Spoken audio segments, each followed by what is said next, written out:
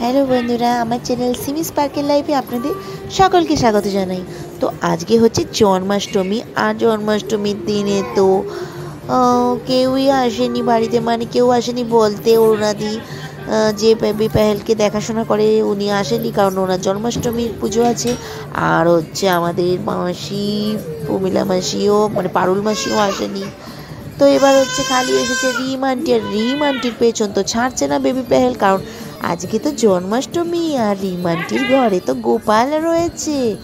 ভগবান জানে গোপালকেই দেখার জন্য নাকি রিম আন্টির পেছন ধরেছিল আজকে বেবি পেহেল, কিছুতেই ছাড়ছে না। মা গো, আজকে রিম আন্টির সাথে রিম আন্টির বাড়িতে গোপালকে দেখতে যাবেই যাবে।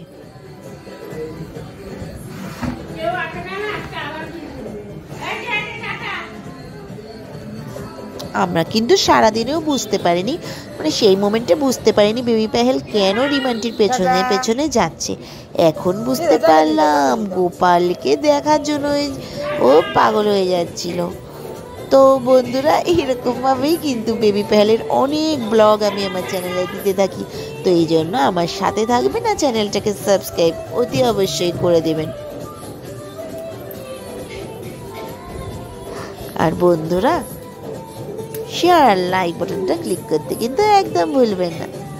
এই রিমান্টি আবার চলে এসেছে বেবি পেহেলকে দেখতে। রিমান্টি তো যেতেই পারছে না বেবি পেহেলকে ছেড়ে, আর বেবি পেহেলও সমানে কাঁদছে। এবার ফাইনালি তো চলেই গেল রিমান্টি। তো বন্ধুরা, এইভাবেই সাথে থাকবেন। Thank you for watching. টাটা, বাই বাই।